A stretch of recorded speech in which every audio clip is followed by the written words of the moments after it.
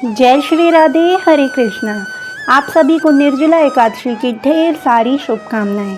आइए सुनते हैं निर्जला एकादशी व्रत कथा। एक बार भीमसेन व्यास जी से कहने लगे कि हे पितामह, भ्राता युधिष्ठिर, माता कुंती, द्रौपदी, अर्जुन, नकुल और सहदेव आदि सब एकादशी का व्रत करने को कहते हैं, परंतु महाराज मैं उनसे कहता हूँ कि मैं भगवान की शक्ति, पूजा आदि तो कर सकता हूँ, दान भी दे सकता हूँ, परंतु भोजन के बिना मैं नहीं रह सकता। इस पर व्यास जी कहने लगे कि हे भीमसेन, यदि तुम नरक को बुरा और स्वर्ग को अच्छा समझते हो तो प्रति मास की दोनों एकादशियों को अन्न मत खाया करो। भीम कहने लगे कि हे पितामह, मैं तो पहले ही कह चुका हूँ कि मैं भूख सहन नहीं कर सकता। यदि वर्ष भर में कोई एक ही व्रत हो तो मैं कर सकता हूँ, क्योंकि मेरे पेट में वृक नाम वाली अग्नि है, सो मैं भोजन किए बिना नहीं रह सकता। भोजन करने से वह शांत रहती है, इसलिए पूरा उपवास तो क्या, एक समय भी भोजन किए बिना रहना कठिन है। अतः आप मुझे कोई ऐसा व्रत बतलाइए जो वर्ष में केवल एक ही बार करना पड़े और मुझे स्वर्ग की प्राप्ति हो जाए। श्री व्यास जी कहने लगे कि हे पुत्र, बड़े बड़े ऋषियों ने बहुत शास्त्र आदि बनाए हैं जिनसे बिना धन के थोड़े परिश्रम से ही स्वर्ग की प्राप्ति हो जाती है।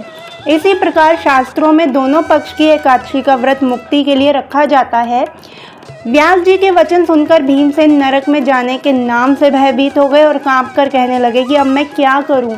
मास में 2 व्रत तो मैं कर नहीं सकता, हाँ वर्ष में 1 व्रत करने का प्रयत्न अवश्य करूंगा। अतः वर्ष में 1 दिन व्रत करने से यदि मेरी मुक्ति हो जाए तो ऐसा कोई व्रत बतलाइए।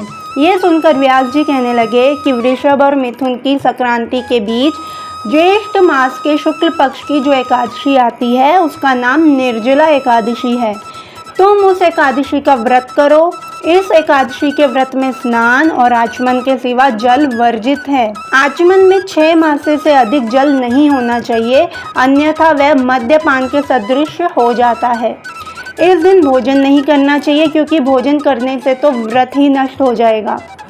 यदि एकादशी को सूर्योदय से लेकर द्वादशी के सूर्योदय तक जल ग्रहण ना करें तो उसे सारी एकादशियों के व्रत का फल प्राप्त होता है। द्वादशी को सूर्योदय से पहले उठकर स्नान आदि करके ब्राह्मणों को दान करना चाहिए।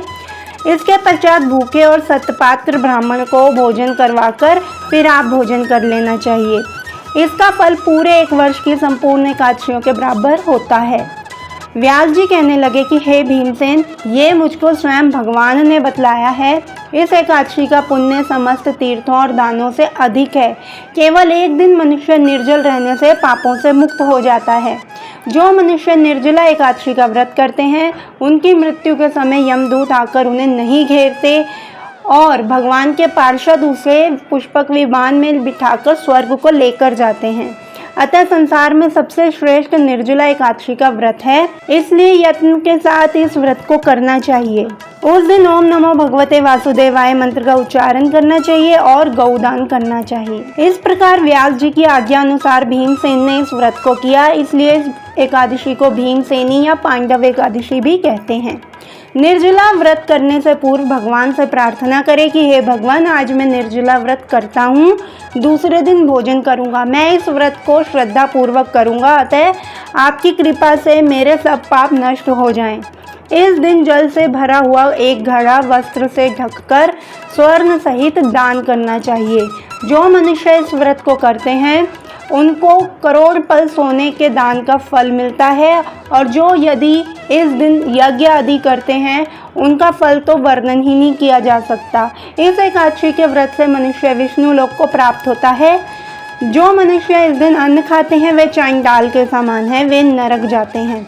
जिसने निर्जला एकादशी का व्रत किया है, चाहे वह ब्रह्मत्यारा हो, मद्यपान करता हो, चोरी की हो या फिर गुरु के साथ द्वेष किया हो, मगर इस व्रत के प्रभाव से वह स्वर्ग जाता है।